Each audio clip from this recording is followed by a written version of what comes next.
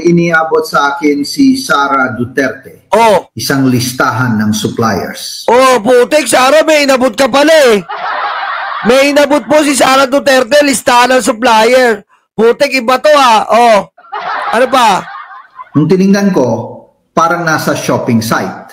Triple price, walang brand, walang picture. Oh. Sabi ko, VP Sara, legit ba to? Sagot niya, legit kung naniniwala ka. Hindi ko na alam kung tatawa ako o iiyak. Putik, Sara, ano ba yan? Legit ba yun? Ano ba yun, Sara? Ano ba yung binili nyo? Putik naman, ano ba binili nyo? Piatos daw, hindi niya daw alam kung legit daw ba? Ano ba yan? Alak ng wedding talaga mga DDS na to kung anong pinaggagawa nyo ah. Ulitin lang nga natin. May iniabot sa akin si Sara Duterte. Oh. Isang listahan ng suppliers. Supplier. Nung tiningnan ko, Oh. parang nasa shopping site. Shopping site. Triple price, walang brand, walang picture. Sabi ko, VP Sara, legit ba to? Oh. Sagot niya, legit kung naniniwala ka. Oh. Hindi ko na alam kung tatawa ako o iiyak. Oh, putik talaga, oh. Ano ba yun? Ano ba yan, Sara? Ano ba yun? Ano ba yung inaano neto ni Saldi kong hype na to? Ah? Ano ba yun? Ano ba yung pinag-usapan nyo? Legit ba yun? Ha?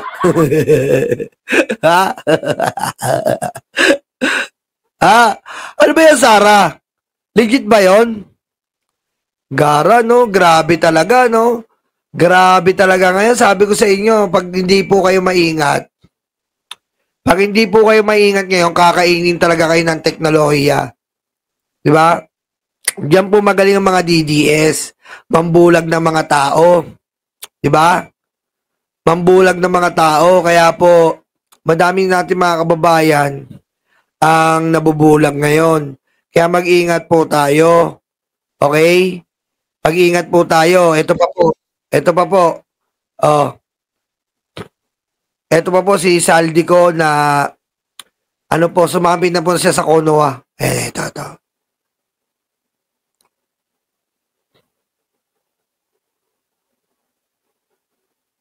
Tinawagan ako ni Sara Duterte. Oh. Zaldi, may bago kaming laptops. Oh, pati laptop, Sara, pinasok mo na. Dito ka pala kumuha ng laptop eh. Eh putik, tirador ng laptop to. Akala ko upgrade. Pagtingin ko, mas mabagal pa kaysa loading ng lumang wifi. Oh. Sabi niya, pwede na yan sa DepEd. Hindi naman hahanapin yung budget. Oh, kita mo, sinabi mo pala eh. Pwede na sa DepEd, hindi naman. Grabe ka naman, Sara. Kawawa naman si Saldi ko, tinuturuan mo sinungaling eh. Pwede naman yan, hindi naman nahanapin. Tama, hindi naman nahanapin ang budget kasi ilalagay mo lang sa papel, parang Mary Grace Piatos. Oh, putik talaga oh. Kita mo, kung ano pinaggagawa no, ginagawa mo kay Saldi ko, kaya parang ano, kaya naguguluhan na ako eh. Bumabaliktad na si Saldi ko dito ah. Oh, ito pa. Ito pa po si Saldi ko. Nako, na-corner na. Wala na po. Na-corner na po si Saldi ko, patakas na. Kapapasok na ng balita, Saldi ko, patakas na po. Ito na po. Saldi ko, patakas na po ng... Nako. Hindi po patakas na ng Pilipinas. Hindi rin po patakas ng ibang bansa. Patakas na po ng Earth. Yan sinasabi ko. Wala na to, paano natin mahabol to, BBM? Usapan tatakas lang sa ibang bansa. Putek, Earth na to. Earth na. Paano to, BBM? Ha? BBM, sumagot ka. Paano natin mahabol to? Latakas na sa Earth. Paano to? BBM. Pahinga natin. Magandang araw mga kababayan. Nais ko lamang ipabatid na ako'y lilipad na papuntang Mars. Oo, pupunta ng Mars. Paano natin mahabol to? Hindi aabot ang warrant of arrest doon. Ha? Walang warrant of arrest doon. Ano meron doon? Alien. Ha? Alien of arrest. Mamayang madaling araw, Oh. di ko na kinakayang pagmumuha ni Marcoleta. Oy, tignan mo, sabi ko sa inyo eh.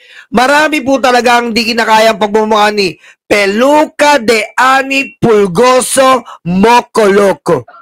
Kita mo hindi niya na kinakaya yung gumawa ng script niya. Si Peluca de Anit Pulgoso Mocoloco.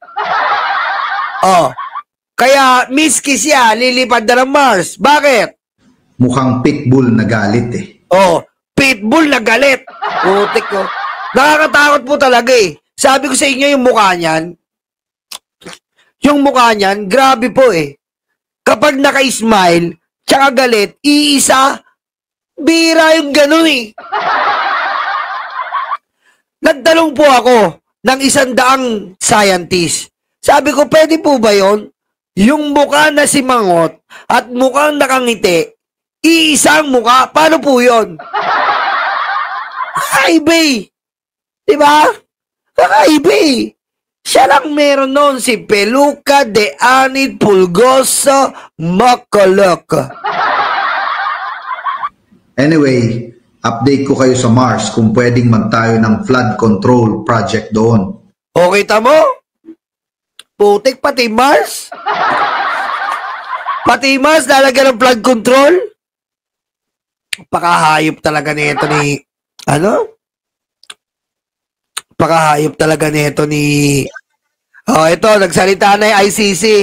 Ito po nagsalita po yung ICC dahil marami pong hindi nakakaintindi. Oh, ito na. ICC, pasok. Madaming DDS trolls na nagagalit sa FB. Parang gusto ko nang pauwiin si Digong. Neck nyo. Oh! Nagagalit si Mystica. Anong sabi? Madaming DDS trolls na nagagalit sa FB. Parang gusto ko nang pauwiin si Digong. Neck nyo. Madami... Iyak mga DDS! Neck nyo! Neck nyo, maitim! Wah! At dami, biro nyo po Biro nyo po. Grabe. Kung makikita nyo po yung FB ng ICC, putik, pinagmumura yung ICC.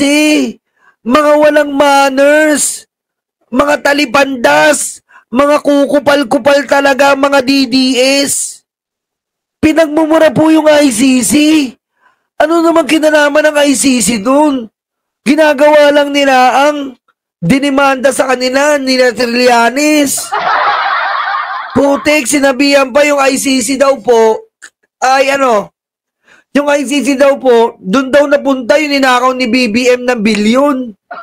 Putik talaga mga DDS to, kaya si Digong masusunog to talagang half-cook eh. Diba? Kaya si Digong masusunog po yan, half-cook, sabi ko sa inyo. Half-cook yung hype na yan. Half-cook yan, sabi ko sa inyo. O, yan na lang po. Sana po, naging masaya po tayo sa ating live ngayon.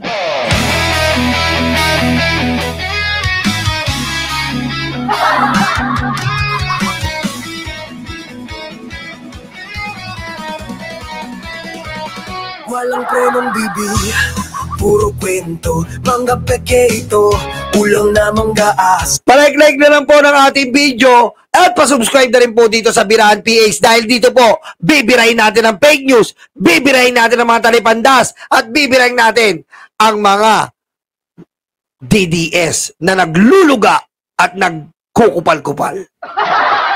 Ako na naman po ito, Yolo. Suportahan po natin ito at pa-share, pa-like, and pa-subscribe na rin po dito. I love you so much, mga karayuma. At I love you so much, mga libag. I love you, mga kabirador, birahan, at saka mga matatanda, dekolubot, dekordoroy, debalat, delongganisa.